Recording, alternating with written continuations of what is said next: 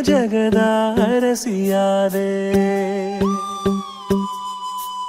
ತಿಳಿದು ತಿಳಿದು ಬಂಧಿಯಾಗಿ ನಿನ್ನ ಮನದ ಅರಸನಾದೆ.